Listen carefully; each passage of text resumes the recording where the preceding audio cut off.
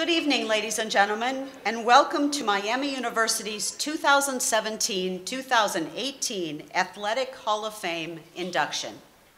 I am Lori Brown, the chair of the Hall of Fame Selection Committee, and honored to be your host this evening. Tonight, we are honoring 6 distinguished individuals, and for their contributions to this university, we will induct them as our 49th Hall of Fame class. At this time, I ask that you please rise and give our honorees a warm Miami welcome. Dave Barnes, wrestling, class of 1993. Derek Edwardson, hockey, class of 2004. Donna Lehman, basketball, softball, and volleyball, class of 1977.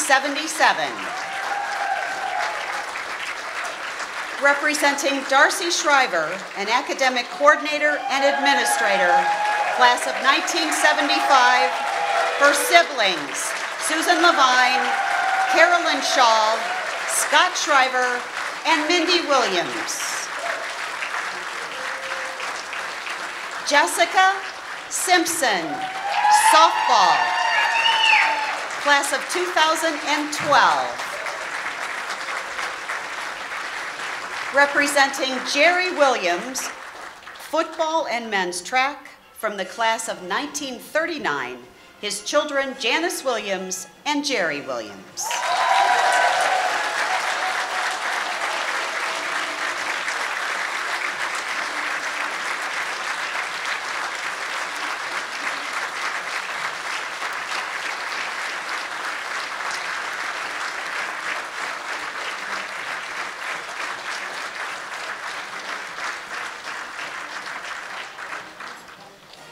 You may be seated.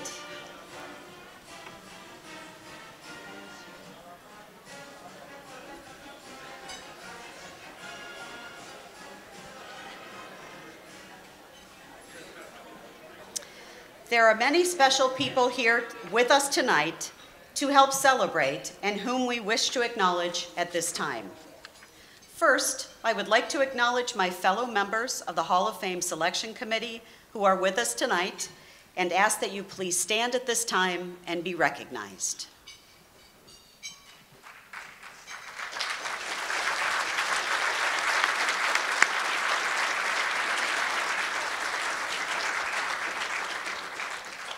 An induction into Miami's Hall of Fame is a special honor, and we are extremely proud of the accomplishments of our current Hall of Fame members and wish to recognize those previously inducted members who are present.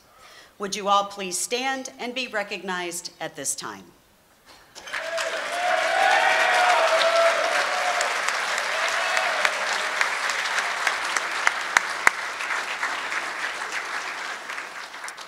We would also like to thank the Miami catering staff and the staff of the Armstrong Center for their exceptional hospitality this evening.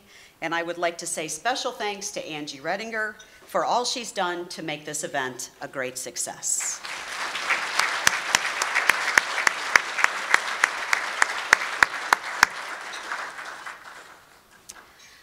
Our 22nd president is in his 2nd year leading Miami University and has quickly become a fixture at athletic and university events. He and his lovely wife and university ambassador, Renata, have been a very visible and dynamic presence on the Miami campus and in the Oxford community since day one. With the family of one of the most beloved presidents in Miami history with us tonight, it is safe to say the Crawfords very much engage and embrace this university, its alumni, family, and most importantly, its students, with the same spirit as Dr. Philip and Martha Shriver.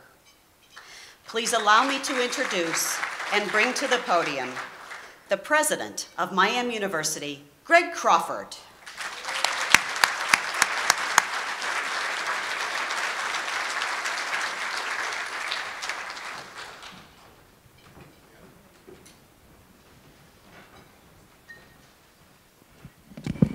you want to go first? All right. All right, so the other one. There we go. There you go. You can have this one. All right, so on the, just 5 seconds ago, Greg goes, you're coming up with me. So thank you so much for being here. It's such an honor for us, for Greg and myself, to be with you here tonight and to celebrate these wonderful accomplishments of these phenomenal student athletes.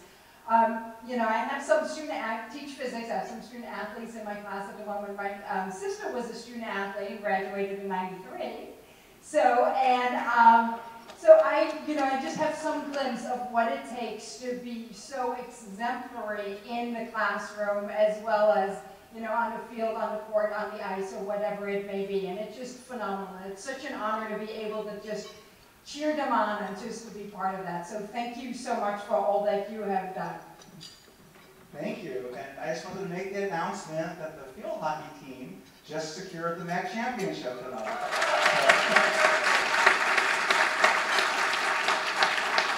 So it's awesome news. And I rode my bike up the hill and I beat David Saylor here, who was driving a car. We got to work out some more, David. It's truly great to be here, and everyone always asks about what is your sort of observations of your first year at Miami. And it's no doubt it's the extraordinary people. And I say that in all honesty and respect everything that all the Miamians do. This campus is beautiful, from the grounds, the landscapes, the red brick buildings, and that's the tangible aspect. But the truly intangible piece of what goes on at this institution is the spirit of Miami, and all of you that exemplify love and honor. And tonight we're here to celebrate you who are inducted in the Hall of Fame that truly exemplify our mission and core values and everything we stand for as a university. So thank you and congratulations.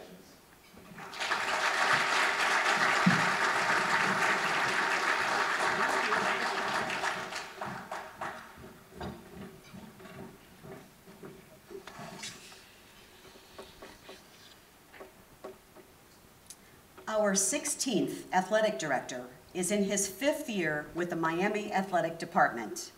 Under his leadership, our student athletes have accomplished a great deal on the fields and in the classroom. Our teams have won 21 conference titles in his time at Miami and have boasted strong department-wide GPAs, including a collective 3.31 GPA last spring. Tomorrow, we will honor more than 50 student athletes who achieved 4.0 GPAs in either or both semesters last year.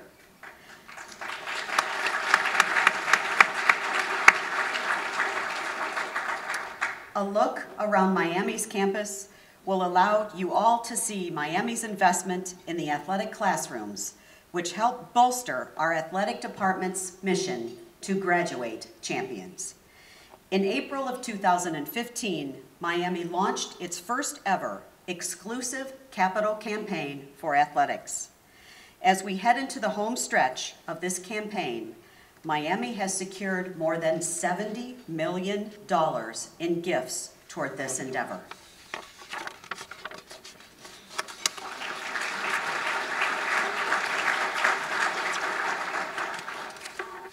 At this time, I would like to welcome David Saylor to the podium.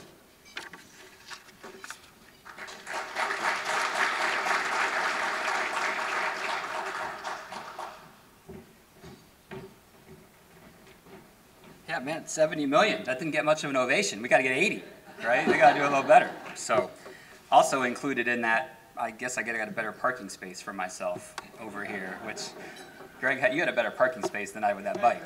So, truly an honor to be here.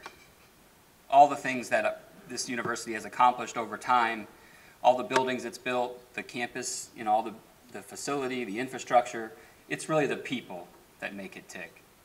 And it's the people in this room and who grace these hallways and these courts and these fields and mats and everything else that really make Miami the special place that it always has been and always will be. I'm truly honored to be the athletic director here. I have to tell you, I was with a recruit today who is just loving the place, and I, of course, said the weather's always like this. It's always 75 and sunny at Miami, right? But I'm thrilled to be here because I went through this, and this is all about you guys, and it's all about the achievements you had and everything else. But I went through a similar situation last year, and the big thrill for me was that my boys who are 7 and 10 actually realized that Daddy used to be pretty good at something. And I think for all of you in the room who accomplished things a while back, it's nice for you to share this with your family and have these memories with your teammates and your friends and family, and remember the days when you were out there getting it done. And we graduate champions at Miami, and I can't think of a better group that exemplifies that mission of graduating champions than all of those in the room that we're celebrating tonight. So let's have a great night, enjoy your dinner, and thanks so much. Appreciate it. Love and honor.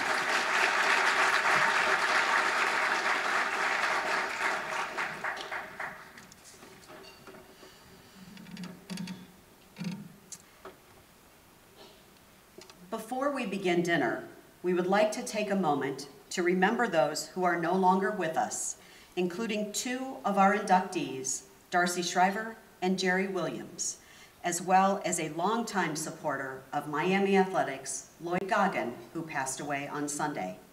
Please join us and share a moment of silence as you remember Darcy Shriver, Jerry Williams, and Lloyd Goggin.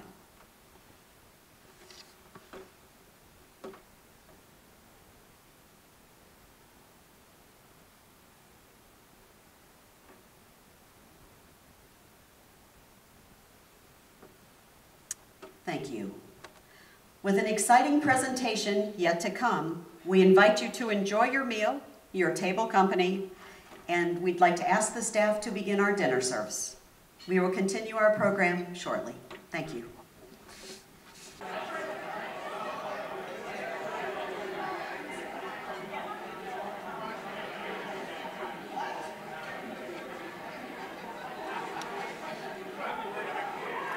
Would everybody please take your seats?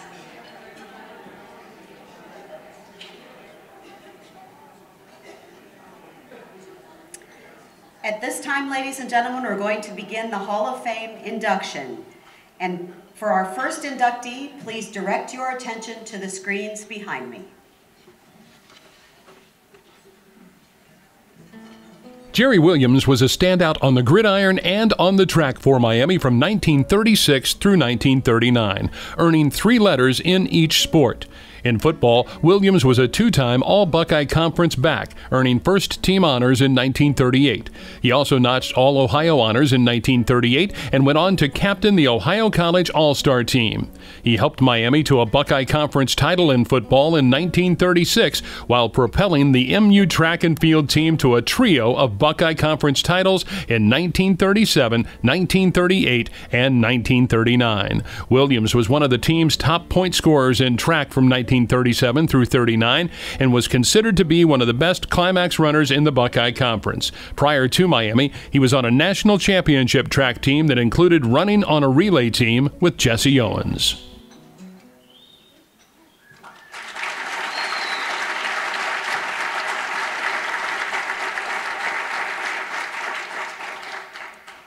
From football and men's track, and selected for his outstanding contribution to his university and the field of athletics, please help us honor Jerry Williams and welcome to the podium his daughter, Janice Williams.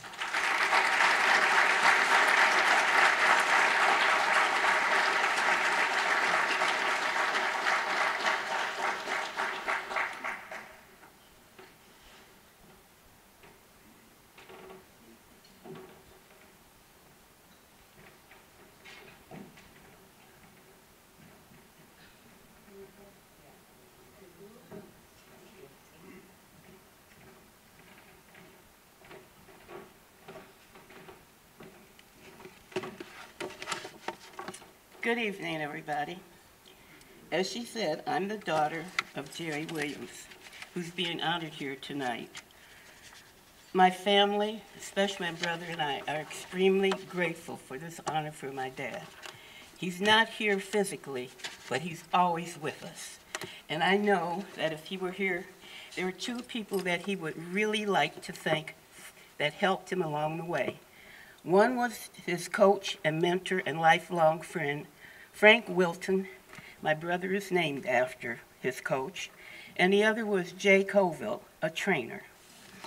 I would like to thank the President, Greg Crawford, Dean Michael Brantley, Dr. Ronald Scott, Jackie Johnson, the university archivist. I know she's done a yeoman's job because I was a librarian, and I know how hard it is and how rewarding it is to dig into information and find out these wonderful little nuggets that no one else seems to know. But the guy that got this whole process started was Dr. Zeb Baker Jr. He found out through a file lots of interesting tidbits about things that had gone on at the college that were never really resolved. And I really, really am very sincerely grateful to him. I don't think with this honor and the honor that was given to my father in May when he got his degree, this has been a banner year for us. And I don't think I'll ever, ever, ever be able to thank you. Now, after my dad left the college in 1939, he worked, I don't know what he did, but he worked for a couple of years. And then in 1941, he joined the Army Air Corps. And he worked down in Tuskegee, Alabama. He was there from 1941 to 1945. He became a master sergeant. He was a mechanic. He brought my mother, who lived in Cleveland, to Tuskegee, and they were married in 1942. He worked there with a group of soldiers, and again, this was something because we knew nothing, my brother and I, the family, about any of my father's athletic abilities here. He never talked about it. I found a scrapbook right after they called and told me that he was going to get his degree. It was buried under several other books in the attic. And then I started digging through, and I found out that he had been this magnificent athlete. I say that because my dad was always my Superman. When I was looking for a college, and I went on college tours, my dad never forced us or tried to persuade us to go any place. And I remember I had a conversation with him about Miami University. Now, like I said, he never talked about his athletic abilities. He simply told me how beautiful the campus was, how great the architecture was, Georgian architect, red and white. He loved some of the professors, but he was mostly marveling at the fact of the large number of gray squirrels. After he finished college in 1939, he worked for 2 years. And like I said, he joined the Air Corps. And it was maybe, I think I was almost 40 years old, when a friend of his and a fellow soldier dropped by the house. My dad was not home that day. And he and I got into a conversation, and he was telling me about their times in Tuskegee, Alabama. And he said, you know, we did this and we did that. And then he said, you know, we're the Tuskegee Airmen. And I said, no, I did not. Because he never talked about that either. And when he came home, I asked him about it, and he thought about it for a few minutes, and he said, yeah, I was there. Again, he never said a word about it, and that was the extent of that conversation. After he left the Air Force in 1947, he came back to Cleveland, Ohio, and he joined the Cleveland Police Department. He worked as a detective for 25 years, and he retired in 1972. During that time, he was assigned to what was a new idea in police work, the Juvenile Bureau, and that's what he did for the entire 25 years. And during that time, he got a lot of awards, a lot of acknowledgments, and he was featured on local news stories and on the front page of the newspapers. I thought it was great. You know, I was older then. I thought, well, I have a VIP. I'm going to talk to him about this. No, he didn't want to hear it. In 1979, he retired from teaching. And I know it sounds like I'm mixing up the dates, but that's really not true. My dad worked 2 jobs almost all of his life. He would leave home at 6:30 in the morning, teach school all day, leave school, and work the 3 to 11 shift at the police department. I don't know how he did it. We don't. My brother and I, my mom never understood it, but he still had time for us. After his retirement, he found a new hobby, golf. Once again, he excelled at this game, winning numerous trophies and prizes and becoming a founding member of the Six City Golf Club in Cleveland, Ohio. For several years, this group sponsored a holiday open tournament, and it attracted professionals like Charlie Sifford and Julius Boris. I never learned to play golf. I didn't understand the game. But my brother did, and the 2 of them would spend many, many weekends traveling all over the state of Ohio, playing other golf clubs. Now, I will admit, he did teach me one sport. He taught me how to fish. When I was about 4 years old, I started going fishing with my dad, and he taught me how to cast and reel it in, and to bait the hook with either minnows, cheese balls, or night crawlers. Now, we would dig these night crawlers up at night in the backyard, put them in a can with the dirt, and take them fishing. And he explained to me that if the night crawler is too big or too fat, you have to break it in half to make it fit. The first time my mother went fishing with us and saw me do that, she almost fell out the boat. Before retiring at night or turning out his light, my dad read every single night. He was especially fond of mysteries, histories, novels, books about Russian life, biography, and every book Shirley MacLaine ever wrote. He also had various tastes in music. He liked usually big bands, jazz, and the Carpenters. After my mom died, he surprised us with his cooking skills, which were really basically very good. However, there is one glaring exception. Somewhere along the line, at a bookstore or at a flea market, he found an old cookbook titled 365 Boiled Dinners to Please Your Family. I can honestly tell you that 364 of those were not pleasing. There's so much more I could tell you about my dad, but it would take years. He was highly respected by his colleagues, his tight little circle of friends. He was a dignified man, a good husband, and a great father. He was a man who never boasted about any of his many accomplishments. He never backed away from a challenge. He faced it head on. I have tried to describe him to you in a thumb scale version to let you know that he was more than a humble man. He was unique and very special. And then I was an English major, so I remembered a quote that I had read many years ago that I think perfectly describes him. It's from The Web and the Rock by Thomas Wolfe.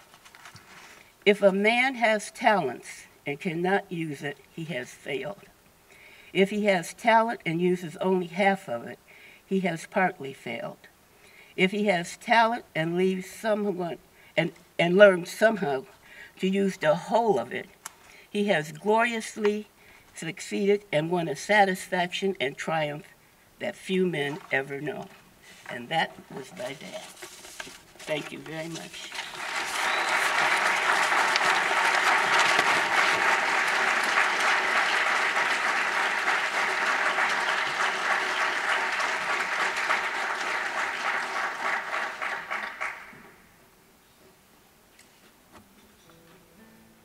One of the most decorated players in Miami softball history, Jessica Simpson finished her career owning Mid-American Conference records in wins, innings pitched, and shutouts, and single-season records in wins and appearances. She was a two-time All-Region selection and a four-time All-MAC honoree. Simpson was twice tabbed as MAC Pitcher of the Year and also Miami's Female Athlete of the Year. She rewrote the record books at Miami, owning the career and single-season records for wins, appearances, games started, complete games, innings pitched, shutouts, and strikeouts, while setting the record for career win percentage. Simpson led Miami to MAC tournament titles and NCAA tournament berths in 2009 and 2012, and was named MAC tournament MVP in each of those tournaments. During her final season, Simpson spearheaded Miami to a school record 41 wins that included an NCAA tournament opening round win at Tennessee and its best winning percentage.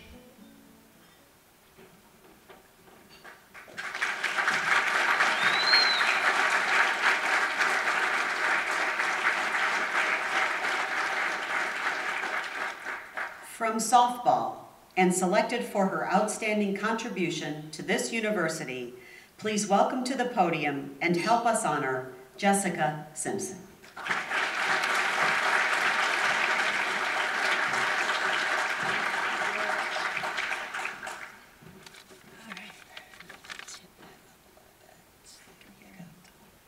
All right, good evening, everyone.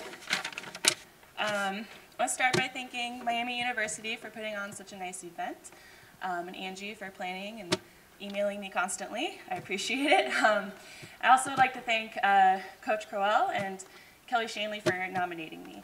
I'm truly honored to be up here tonight and to be included in the Hall of Fame class of 2017 with my fellow very impressive honorees. Miami University means so much to me, and I really couldn't be more excited or proud to be recognized tonight. This school has given me so much, and it's so good to be home this weekend and celebrate with my friends, family, and fellow alumni. So I'm standing up here today because I've had a lot of wonderful people in my life who have helped guide me to this point. When I look back at my softball career, I've really lucked out in the coaching department, so ever since the beginning. Some of my earliest coaches laid the groundwork for my love of the game. Back in elementary school, I was put on a team called the Dolls in 3rd grade. We had Coach Watson and Coach Warner. And those were really formative years for me. So they took a group of girls in the 3rd grade. They taught us not only the fundamentals of softball, but also just an intense love for the game, how to have fun with it, and how to be competitive. I distinctly remember little things, like being asked in between innings if we were satisfied, and a bunch of little girls yelling, "No," passionately. And then we learned the phrase, "win every inning," which really stuck with me throughout my entire career. Even in college, I was thinking that every single inning. With their coaching, by the end of the season, we were called or nicknamed the Evil Dolls by other teams because we couldn't be beat. I took a lot of pride in that. But I doubt at that time they ever thought that any of these little girls would be talking about them in a Hall of Fame induction speech years and years later. But I do hope they know the positive impact that they had.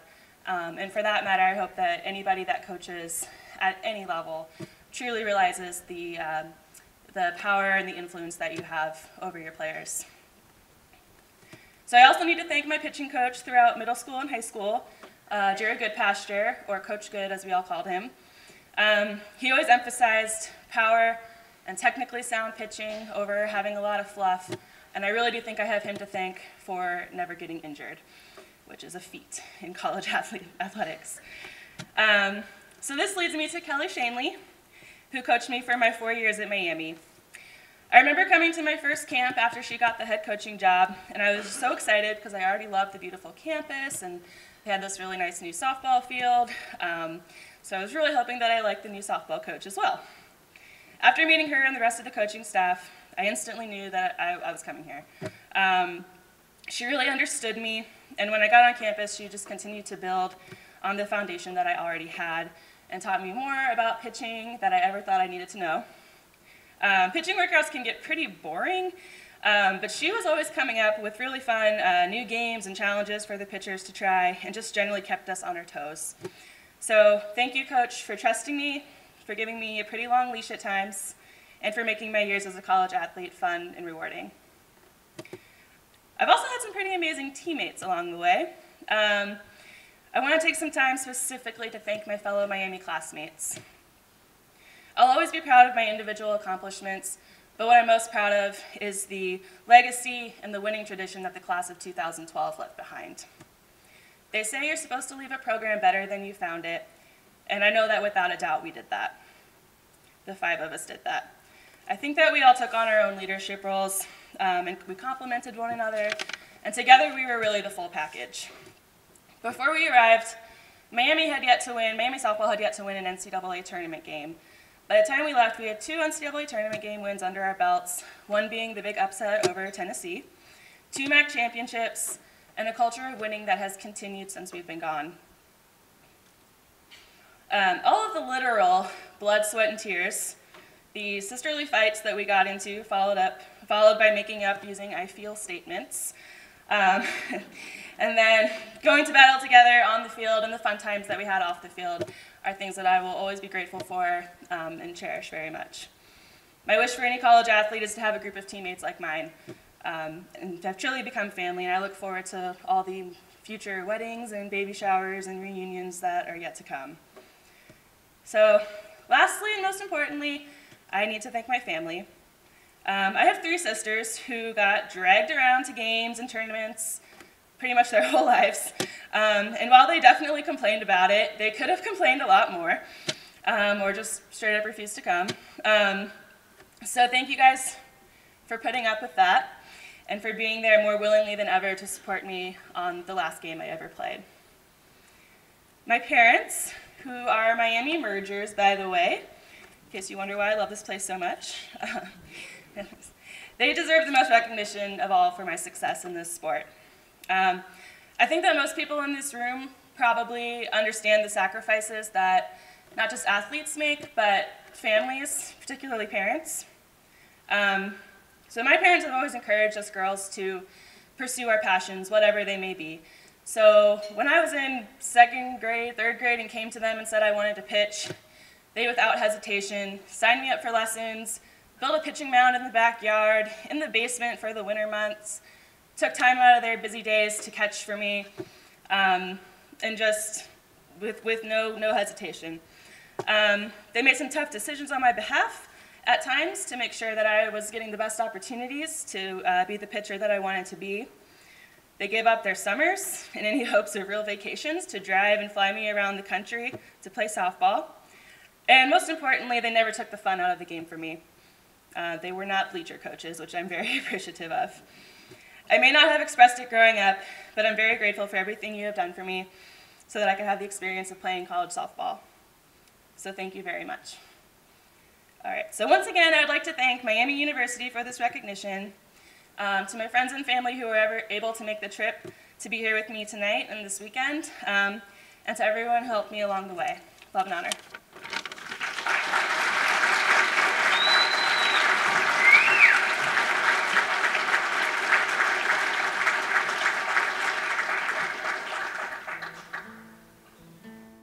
Darcy Shriver pioneered academic advising for athletics at Miami University and dedicated more than 20 years to the athletic department.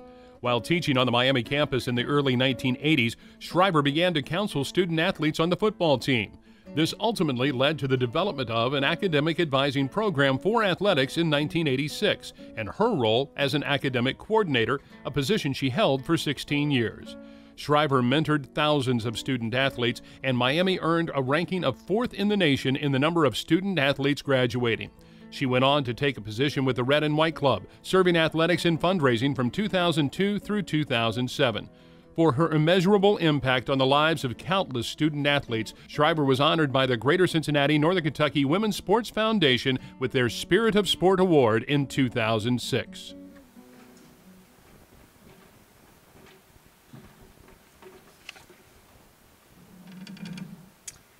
An academic coordinator and athletic administrator selected for her outstanding contribution to her university and the field of athletics, please help us honor Darcy Shriver and welcome to the podium her brother, Scott Shriver.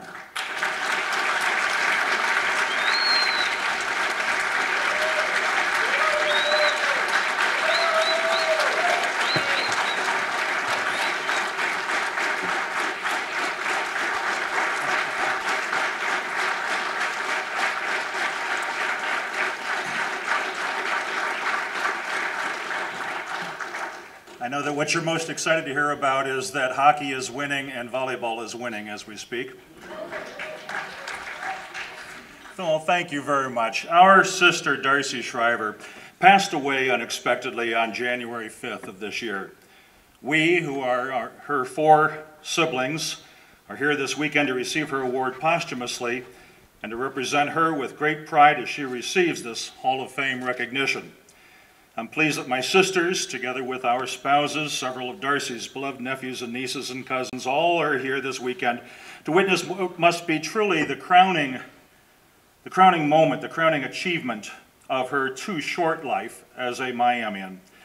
Those of you who knew Darcy know that she would be horrified to have so much attention being focused upon her, and believe me, if she were here tonight, her speech would be a fraction as long as mine.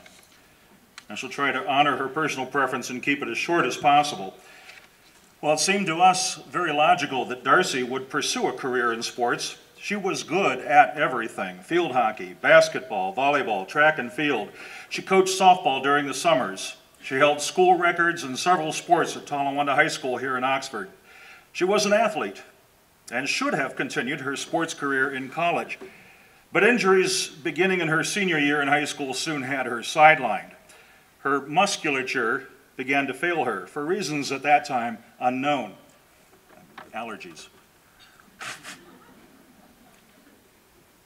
Before she finished her bachelor's at Miami, she had worked for the athletic department as its very first female athletic trainer, taping the ankles of football and basketball players, assisting in their warm-ups before competitions and their therapy after practice, working the sidelines and on the benches alongside her male counterparts.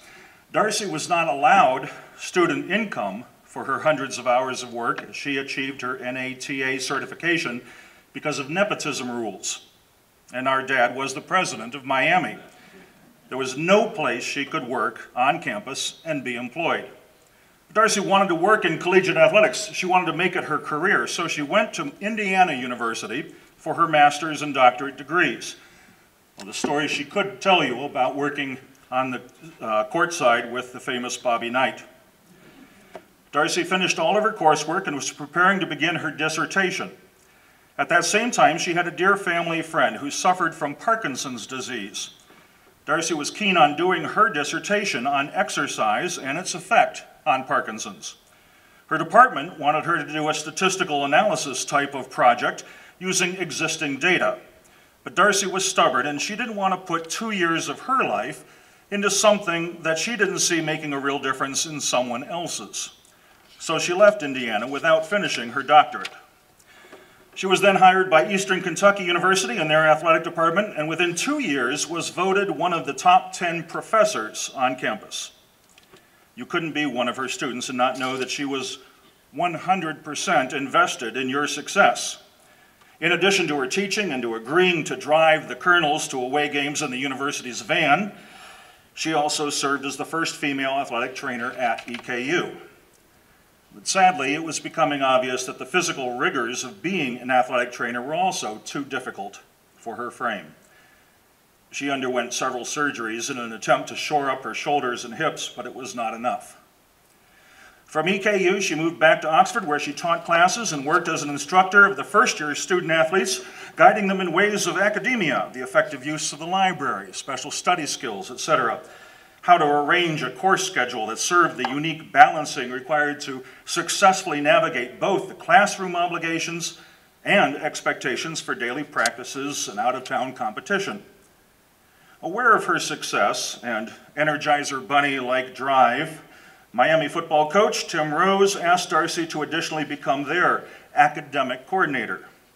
Her success in that venture soon prompted the athletic director to hire Darcy as the first full-time academic coordinator for all Miami University teams and athletes, and she very happily did that work for the next 16 years. Not only did she develop close ties to her kids, as she typically called the athletes under her care, but she cultivated strong relationships with the faculty here at Miami. They knew that if a student athlete in their class were to begin to struggle or fall behind, it would only take a phone call to Darcy, and she would go into full mother mode and call the student into her office to have the talk. And from what we have heard from numerous graduating seniors, the talk was an important reason why many, in fact, were graduating and or graduating on time. Graduating Miami student athletes was such an important part of her life's work, Darcy even drove her car with a license plate that read simply, Gradu-8. She read textbooks into a tape recorder so that a talented student could keep up with his assignments while awaiting an official diagnosis of learning disability, that diagnosis then allowing him other necessary special help. In addition to the great seriousness of purpose that she brought to her work, Darcy also brought a great creativity and a great sense of humor. She particularly enjoyed working to create the Red and White Club events, which she emceed with gusto. And incidentally, during her tenure as academic coordinator, as Bake mentioned on the video, Miami one year earned the rank of 4th in the country for the percent of athletes graduating from a Division I school. Eventually, Darcy retired. That is, she walked away from her desk at Miami the day our mother suffered a devastating health event. Darcy was immensely grateful to the university and her department administration that they allowed her to do this so she could be by our mother's side 24/7. Well, in conclusion, these are the things we'd like you to know about Darcy's work at Miami. That she loved Miami University with all her heart. That she was a Redskin/Red Hawk to her last day. That she loved even more the students for whom she worked. That her kids were her second family. And we might argue the order of those positions some other time. Her investment in her kids of time, effort, financial resource, and most of all, affection for them was paramount to her. On their behalf, no effort was too great. She wanted the very best for them, for their whole lives. Beyond her time on the clock for her job, she spent many weekends and nights until the wee hours grabbing hard-to-find classes for her kids, coordinating faculty advisement for each one, being master of ceremonial mistress at their sports banquets, encouraging and practicing tough love, meeting with and counseling the parents of the student athletes as they entrusted their son or daughter to the strenuous life of a Division I athlete, secure in the knowledge that this university would hold as priority one graduation on time with a marketable degree. That the failure of her full health and vigor, which kept her from pursuing her dream of athletic team participation, coaching, and yes, even athletic training, was diagnosed as FSH muscular dystrophy. This was a condition which we know she kept secret from you for 45 years. That our sister loved this athletic department and these colleagues. From the athletic director to the coaches, to the physical facility staff, Darcy was, we believe, a good teammate. She cherished her coworkers and knew that the key to the success of Miami Red Hawk athletics was the devotion of each person, student, staff, and administrator, to getting the job done, no matter how daunting or how long it took. She would want you to know that she appreciated you, her colleagues, for what you do. And as our sister would often say, life is good. Finally, we firmly believe Darcy was born for the work she did here. So thank you for recognizing with love and honor our sister, Darcy, this weekend. Thank you. We're full of pride.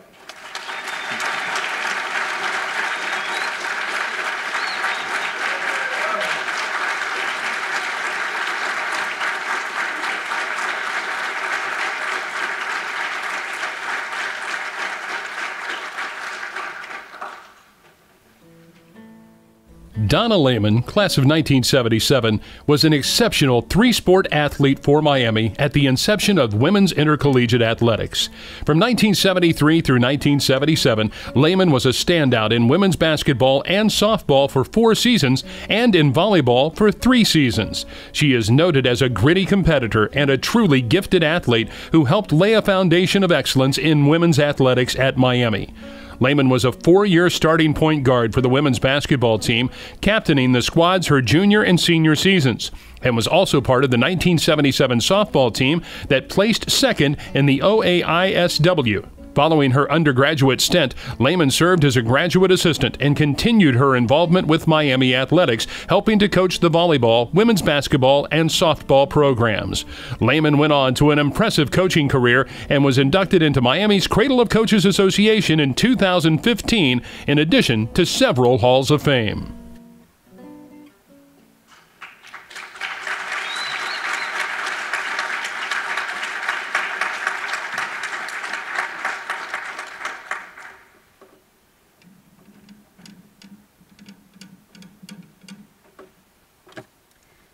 From women's basketball, softball, and volleyball, selected for her outstanding contribution to this university and the field of athletics, please welcome to the podium and help us honor Donna Lehman.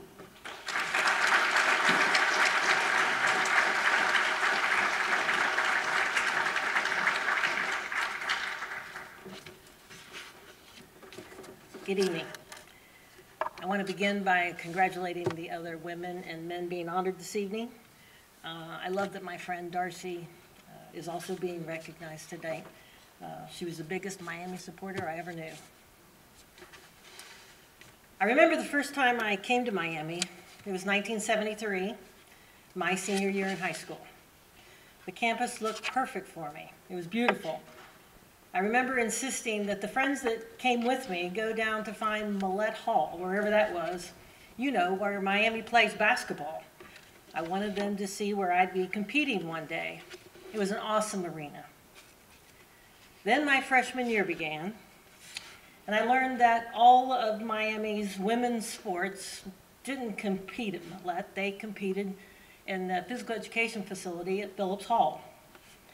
I was surprised that many of the women's sports teams shared uniforms, or the players went uptown to buy t-shirts and shorts, something that would match. Lori reminded me of that last weekend. Clearly, I was either just uninformed or very naive about where women's sports programs stood at that time, especially at the intercollegiate level. But that really didn't matter to me.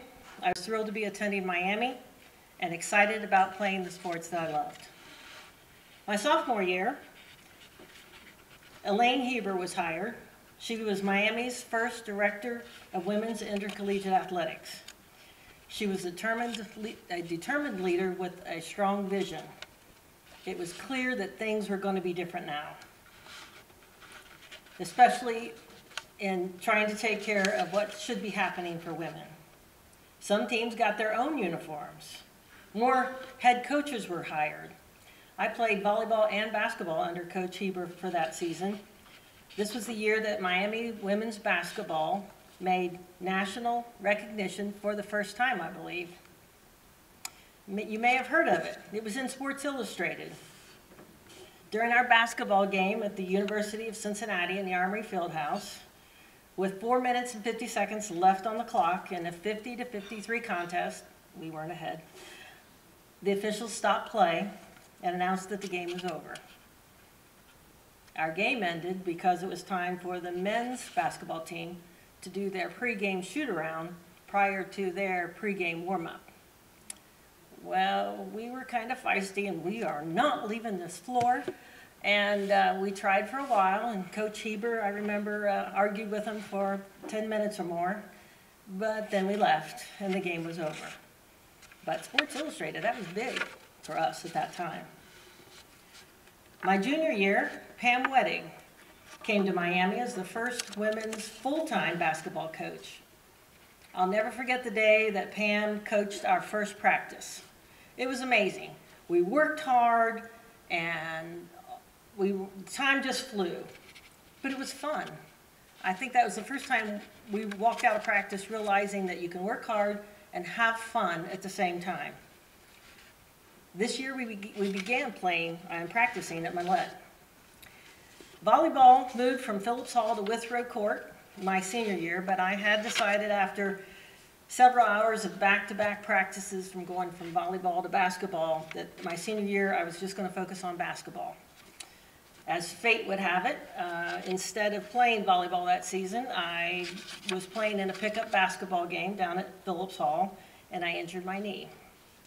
That was the first day of class, and so on her first day on the job, I got to welcome Miami's first full-time paid women's athletic trainer, Pat Cole. She patched us up many times. Our basketball team took the runner-up trophy for the Ohio Women's Intercollegiate Tournament that year. There was a picture of that there. That was one of the highlights of my senior year. And I did, in fact, finish my basketball career on Miami's Millette floor after all. My basketball injury limited my fast pitch play in my senior year. It was still at that time taking place on Phillips, on a recreation field behind Phillips.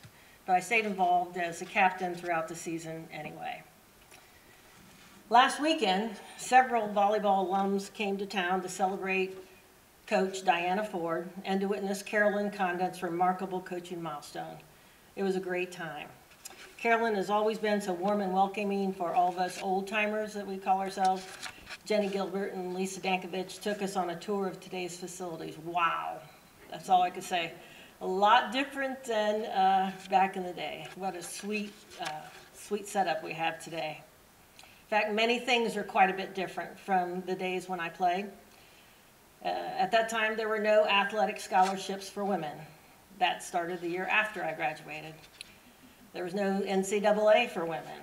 The facilities that we used were, like I said, primarily physical education facilities. We did weight training on a universal machine in the basement of Phillips Hall. All of the women's sports teams used that one, work around the station machine. We often arrived to the dining hall just in time to get what was left at the end of the meal service because our practice times really ran into the dining schedule. Uniforms, like I said, were shared by many teams and were definitely not fashionable. Some of them weren't exactly red and white, but if you put red and white together in a washer, sometimes those colors blend a little. We traveled in station wagons and vans driven by the coaches and the trainers, and our daily food allowance when we traveled away from town went the furthest if you went to McDonald's. But I wouldn't trade those good old days for anything. The experiences that I had playing volleyball and basketball and softball here at Miami gave me a deep appreciation for women in sport. I must say it was so nice to see the great things that are happening at Miami now. I know how lucky I was to have found my opportunities here at Miami. There are so many to thank for their encouragement and support throughout my Miami years. Because of them, I had a rich Miami athletic experience. I'd first like to thank my parents, my family, and my friends, many of who came today. Thank you so much for all those years of, the good times and following me and supporting me through good and bad. Secondly, I'd like to thank my mentors and role models, Elaine Hebert, Pam Wettig, and Diana Ford.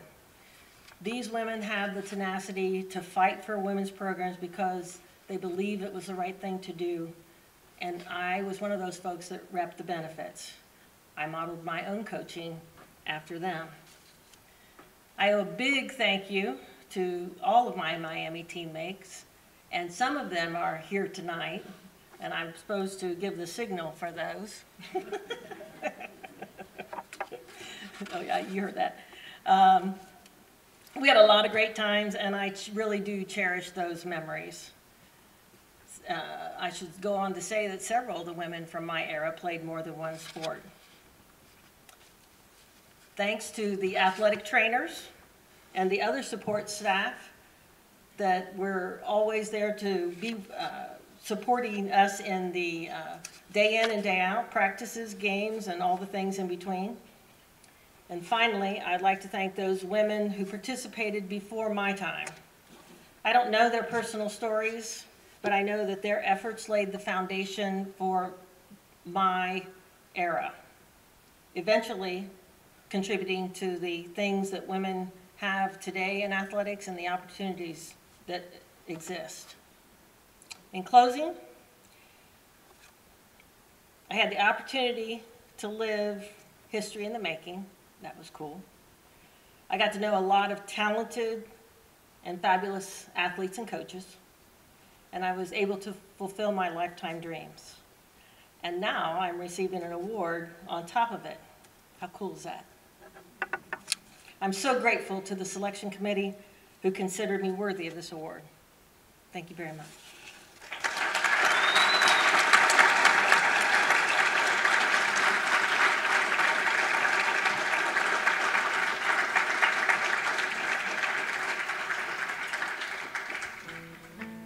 Derek Edwardson was an All-American center for the Red Hawk hockey team from 2000 through 2004. Edwardson became just the fourth in Miami program history to become a Hobie Baker Memorial Award finalist in 2004. He was tabbed the Central Collegiate Hockey Association Player of the Year that same season, just the second at Miami to earn the honor, and was also Miami's Male Co-Athlete of the Year in 2004. Edwardson was a two-time All-CCHA honoree, earning first-team honors as a senior. In his final season with the Red Hawks, Edwardson spearheaded the team to an NCAA tournament berth. He is a member of Miami's 100-point club with 120 career points. Edwardson went on to a professional career that spanned nearly 10 years.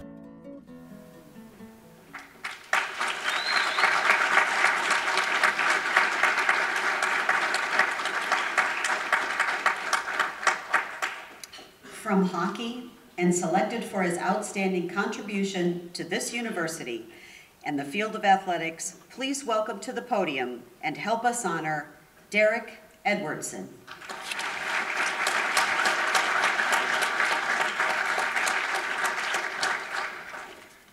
Thank you. Thank you. Thank you to President Crawford, David Saylor, the athletic department, selection committee. I know what you all are thinking when you see my picture up there from 13 years ago. Thought he'd be taller.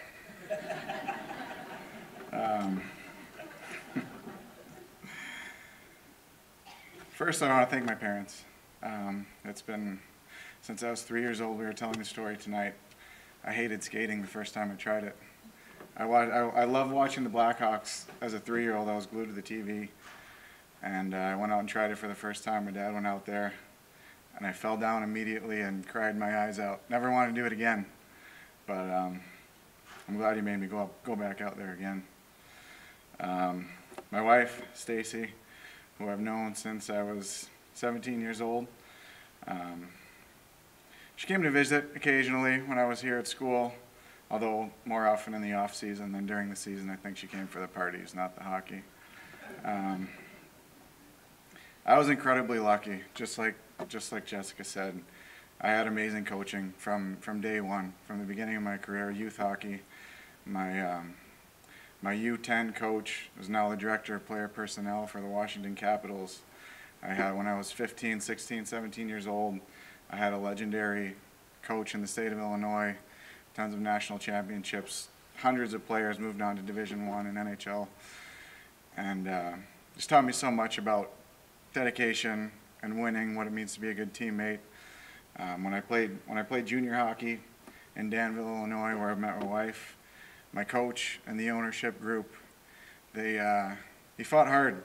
He knew. I came to a tournament here in Oxford at the old Goggin when I was 14 years old and said, this is where I want to go to school. We watched a game, and the students standing around the glass. It was a different atmosphere. I don't know that it can be replicated in the new, nice, beautiful rink, but I decided that night I wanted to go here, and my coach in junior hockey knew that, and he made sure that it got done. He was incredibly helpful, and we work together still. We work together now. In Indianapolis, I help the youth hockey program. When I committed to Miami, I was 17 years old. I came on my visit in September, and I committed for the obvious reasons, for the hockey program and the academics. And I could have never known the incredible people that I met along the way while I was here that would shape my life. And I had my first meeting with Rico on my recruiting visit, 28-year-old coach. I thought, well, he was a forward. We're about the same size. I'm half Italian. This might work. We would have never known at that point that he would help be instrumental in turning the program into what it is today. And my assistant coach, who it only took about an hour to be back. I heard stories about Berge from the wrestling guys. Chris Bergeron, he's turned around. He's the head coach at Bowling Green now. He's helped turn around that program, and he came in as a first-year assistant when I was a freshman. Jeff Blashill, who was skinny goalie coach from Ferris State, would have never told you that he'd be the head coach of the Detroit Red Wings right now. Amazing story, very inspiring. Brad Bates, who was the athletic director at the time, came in my junior year, and he really had a big hand in changing the culture and reminded us to be good people, but that we could also take athletics seriously and win games and be good students all at the same time. And Darcy, my roommate and I spent a lot of hours in her office, and a lot of hugs, a lot of conversations. It was incredible. I'm so glad that she's being honored tonight on the same night that I am. It was, I can't say enough. I really can't. And the voice of Miami hockey, I still get chills to hear your voice. I really do. I really do. It's ingrained in my mind.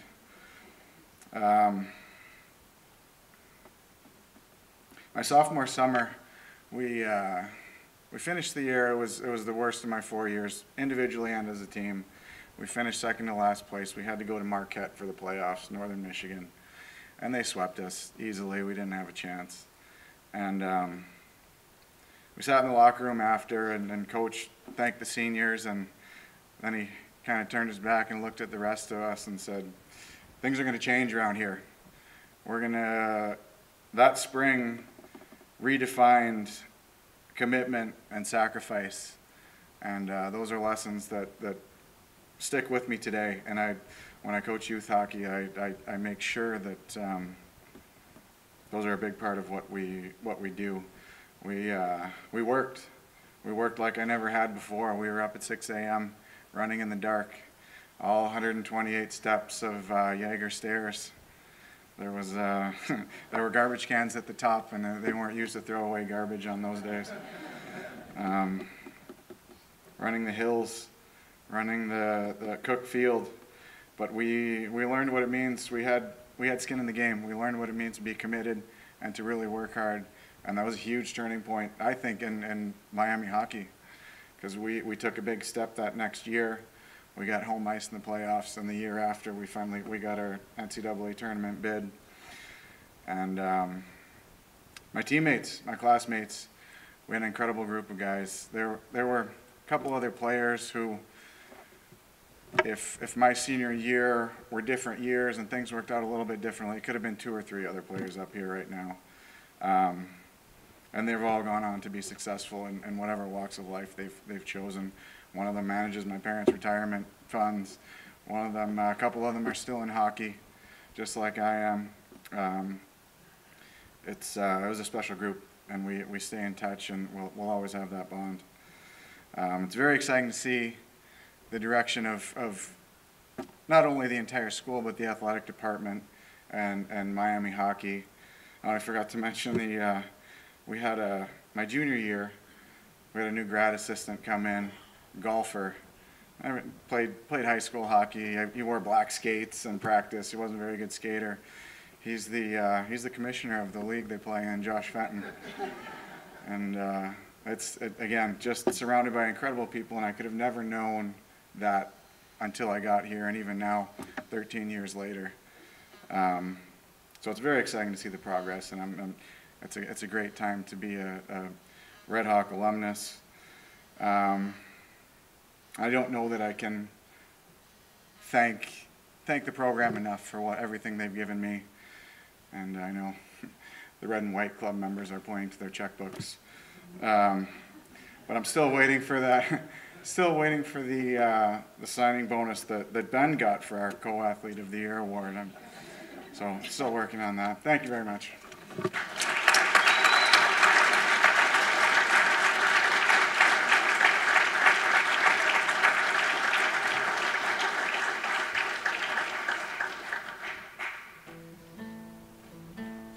Dave Barnes was an All-American wrestler for the Red and White from 1990 through 1993.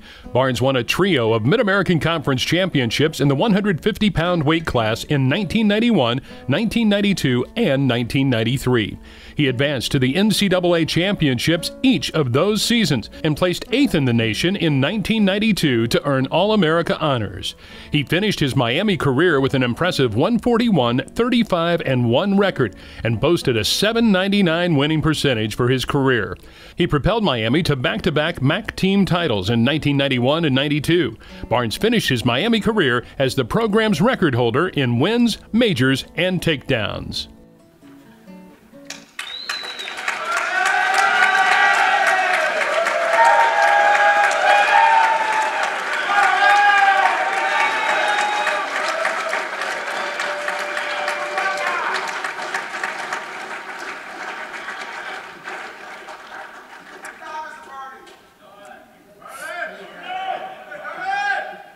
From wrestling, selected for his outstanding contribution to his university and the field of athletics, please welcome to the podium and help us honor Dave Barnes.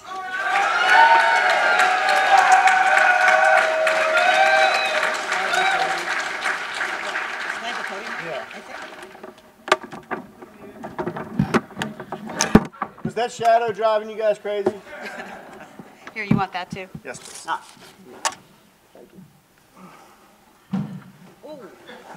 Although I probably was not tall enough to get to the shadow above it.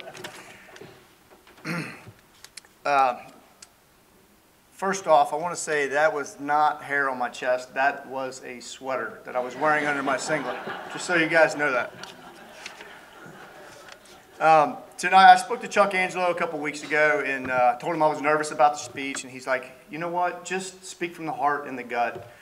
Well, we remember Coach Angelo's speeches from the heart and the gut, and they lasted about an hour and a half, if not longer, and I probably have about 7 minutes. So bear with me, I'll try to get through it as quick as I can. And these guys in the back, they are looking for me to screw this up tonight so they can bust my chops for the next 4 or 5 hours this evening. So, thank you.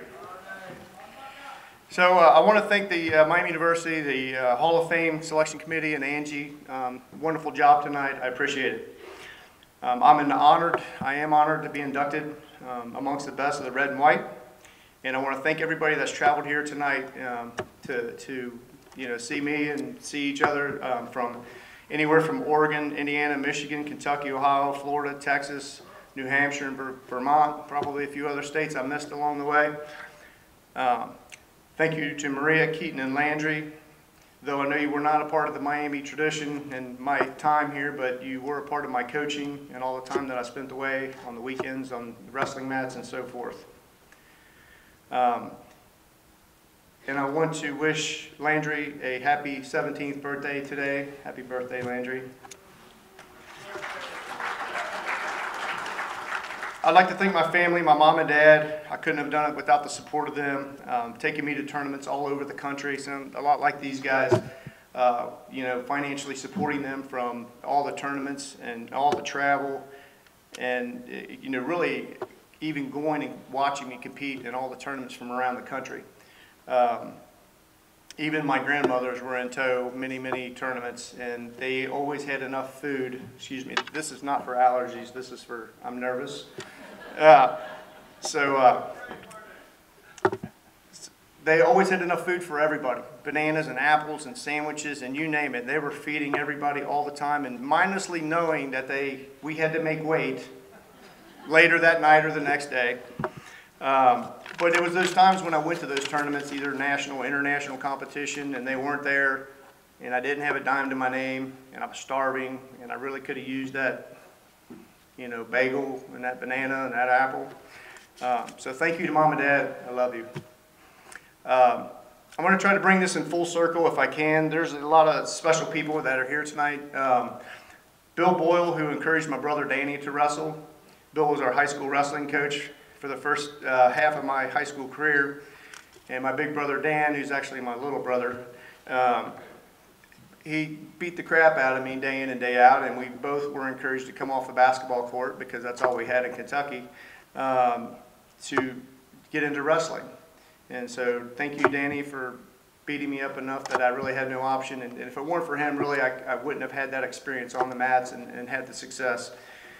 And then it was my junior year. Bill Boyle had built a pretty big powerhouse of a program in the late 70s, early 80s. We're ranked #1 in the state. We're heading into my junior year. And he gets this asinine idea about advancing his career and being an administrator and all this other stuff instead of a coach. So he did that and did that well. And I'm going to fast forward real quick because I'm going to come back. But in 2010, Bill Boyle, he's a superintendent, now retired superintendent. Smart decision, right? He called me and my buddy John Roth and said, hey, we're going to start a wrestling program at this high school, Walton, Verona. There's like 600 kids, 7th grade through 12th grade. And today they're ranked 3rd in the state. We've had 4 state champions, and we got 2 early signees right now at Cornell and West Point. So, yeah, giving it back. So that meant a lot. So then I'm stuck here. Excuse me, guys, I do sweat when I'm speaking, but hey, stay in the shadow. It was that junior year, so we had to seek out a coach. And right across the table from Bill was Mark Townsley. Mark Townsley was a Miami graduate. And together, they worked together and, helped Mark get down to Kentucky. And he was teaching, he was coaching. We won state 19-0. We got a state championship team that year and several state champions. And then my senior year, Mark had reached out to his old teammate, Scott Eisen, and Chuck Angelo, and said, hey, I got this little hillbilly from Kentucky. He's got a mullet and everything. He's got to be tough. You need to really take a look at him. And so Scott came down and he checked it out, and I went back up to Miami a couple different times, and that's how we bring it full circle. So we're back up here, and if, Mark being able to reach out gave me that opportunity to be here at Miami. And at the time, back in the 80s, we didn't have any college programs. They pretty much were all eliminated in the late 70s, early 80s in Kentucky, so we had nothing. And so I had to go out of state. Now we have 5 college programs back up and running. We have 2 more starting next year. And it still bothers me today. I know it's a little bit bitter that the program was eliminated here, but, it is what it is. And I do appreciate, everything that's going on today with the athletics at Miami. There's only been 4 Division I All-Americans from the state of Kentucky. And I was the 3rd, and I was very privileged and honored to have coached the 4th, who's now in his 10th year at University of Wisconsin as an assistant coach. My mother didn't even know that I had another mother here at Miami University, and that was Darcy Shriver.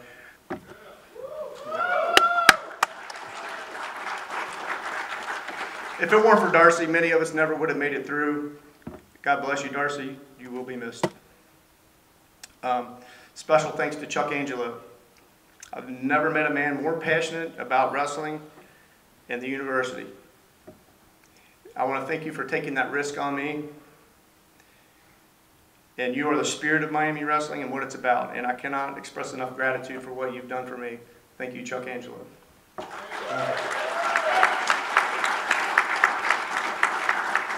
There's plenty of stories, but I'm almost out of time. And most would agree, in the back section back there, most would agree I was probably one of the worst guys in the practice room, day in and day out. I chose to push myself every day. I got beat up every day, even by the worst guys in the room. But that brought me to a whole new intensity level. So Mark and Craig, Nick, Ham, Andy, Mig, Dane, Romp, Wade, Matt, Tim, Adam, Doug, PJ, Jeff, all you guys that are here tonight, Harry B, and so many others that had a big part of my success. As I said, I wasn't the most skilled wrestler, and a lot of guys ask me, how did you do it? How did you get to that level? And they asked me this last night, or I asked them last night. I said, what was it? And of course, I couldn't remember what it was this morning. But so I asked a couple of them during the day today, after a long run, is you know, hey, you were always healthy, so I did always take care of myself. I never had really any injuries. I was beat up and banged up, but I never was injured. And I was hurt a little bit.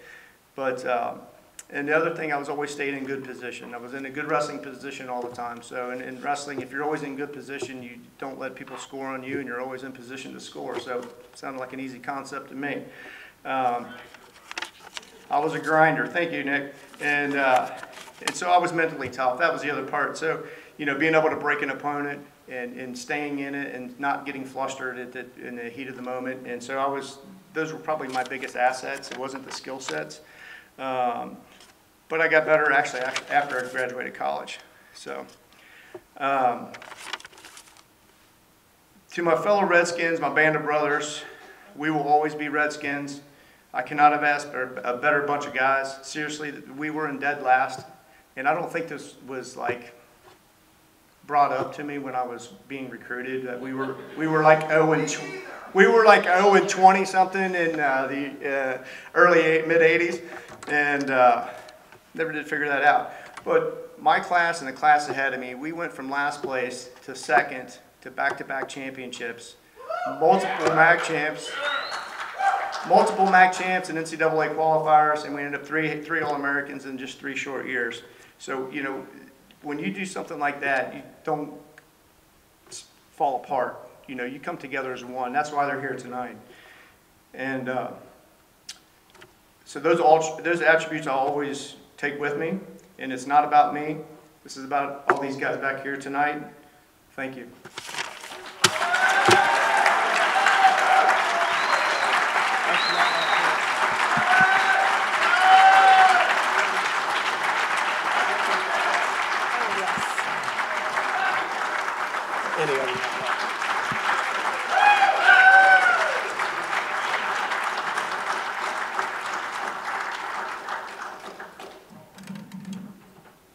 Feels so much better over here than it did over there. Ladies and gentlemen, please join me for one more round of applause to honor our 2017-2018 Hall of Fame inductees.